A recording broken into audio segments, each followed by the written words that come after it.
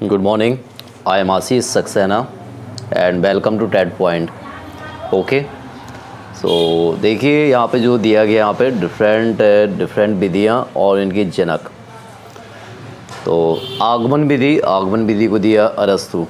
आगमन निगमन दोनों विधियाँ हैं, इनको दिया अरस्तु महाराज ने।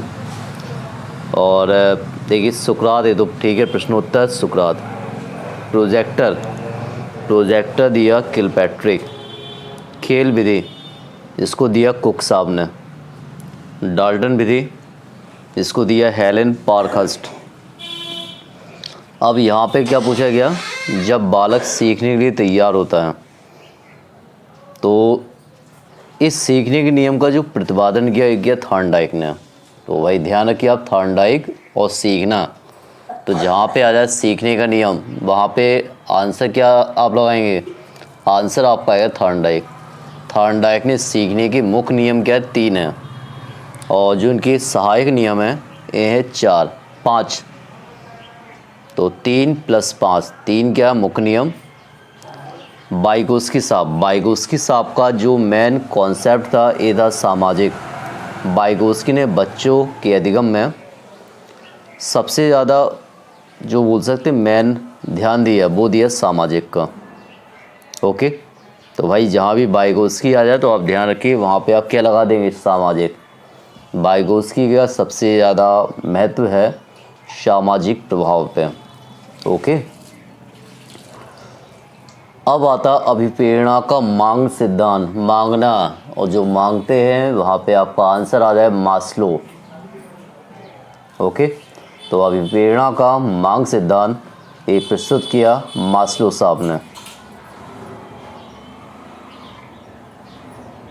ओके, तो जहाँ मांग सिद्धांत है, आंसर क्या है मास्लो साहब। अब यहाँ पे एक क्वेश्चन आता है, ये क्वेश्चन सीटेट एग्ज़ाम में ज़्यादा पूछा गया है, और यहाँ पे बात हुई ऑस्ट्रेलियन पेड़ की, जिससे बोलते हैं ओक। ओके, और इसका मेन बेनिफिट क्या है, ये पेड़ ज़मीन में उतनी ऊंचाई में पहुँच जाता है जहाँ पानी है। जनरली ये पेड़ जो ऑस्ट्रेलिया है, ऑस्ट्रेलिया में एक पेड़ है जिसका नाम रेगिस्तानी ओक है, इसकी ऊंचाई काफ़ी होती है, और ये क्या होता है बहुत तेज़ी से नीचे को फैलता है और वहाँ तक जाता है जहाँ पे पानी पाया जाता है। ओके, ज़मीन में गहराई में जाता है। इस पेड़ की जड़ें जब तक कि पानी ना पहुँच जाए, ये पानी पेड़ के तने में जमा होता रहता है। और कुछ लोग क्या करते हैं कि पेड़ के तने में पाइप डाल देते हैं, उससे पानी को प्राप्त कर लेते हैं।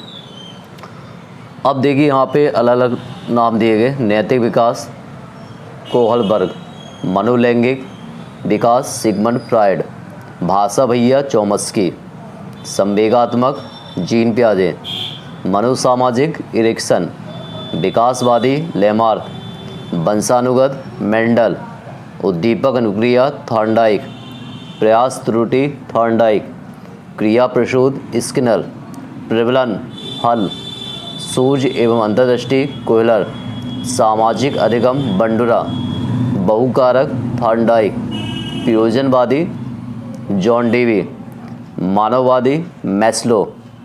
ओके, संबंध प्रतिक्रिया पावलोव, अधिगम का नियम थॉर्नडाइक, निरर्थक शब्द Ebbinghaus, TAT Murray, SOR Woodworth, एक कारक बिने टर्मन, द्विकारक स्पीयरमैन, बहुकारक थॉर्नडाइक, सामूहिक कारक थर्स्टन, पदानुक्रमिक फिलिप वर्नन, बुद्धि संरचना जेपी गिलफोर्ड, तरल ठोस कैटल, बहुबुद्धि हार्वर्ड गार्डनर। तो ये क्या है, अलग अलग सिद्धांत दिए गए। इन सिद्धांत को भैया आपको पढ़ना है। आया समझ में। अब देख द्विकारक में जो मैंने दिया गया जनरल इन स्पेसिफिक, और बहुकारक में क्या सामाजिक अमूर्त मूर्त। यदि पूछा जाए कि बहुकारक सिद्धांत में क्या क्या आपने स्टडी किया, तो आप बोले सामाजिक अमूर्त और मूर्त। समूह कारक थर्स्टन ने दिया, इसमें 7 तरह की योग्यताओं के बारे में बताया गया।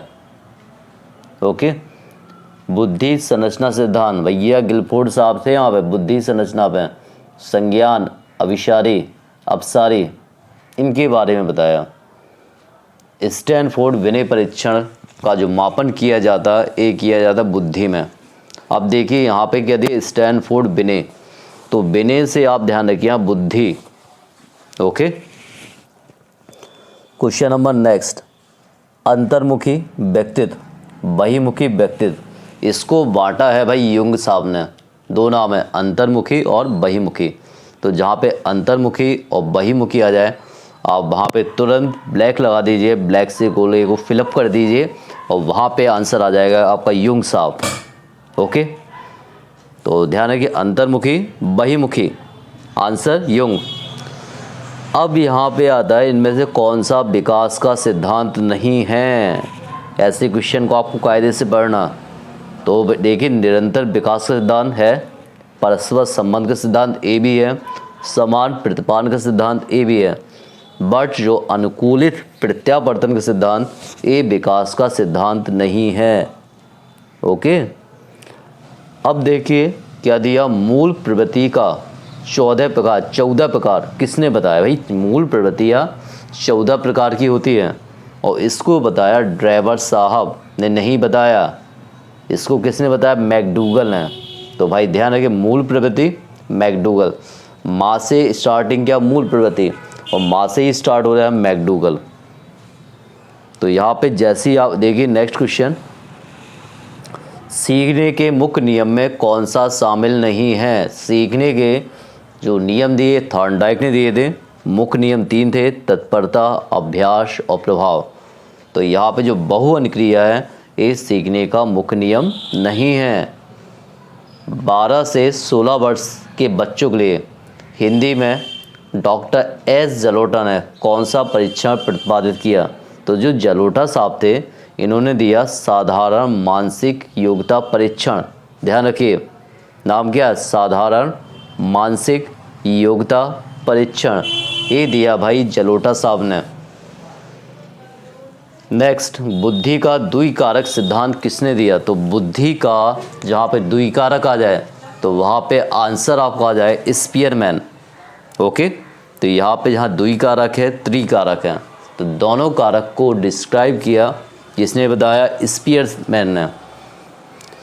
नेक्स्ट, सुजन शास्त्र के पिता किसे कहते हैं, सुजन शास्त्र के जो पिता है, ठीक है, फादर ऑफ, तो जो सुजन शास्त्र इसके पिता है गाल्टन साहब। तो ये भी आप ध्यान रखिए, इसको इन नोट्स को आप लिखते भी जाइए और subscribe, like and share. Next है विद्रोह की भावना किस अवस्था में होती है, तो विद्रोह की भावना जो होती है पूर्व किशोरावस्था, जो बच्चे होते हैं, सबसे पहले हमें बच्चों को देखना चाहिए as the age of teenage, यहाँ पे सबसे ज़्यादा ध्यान दिया जाता है।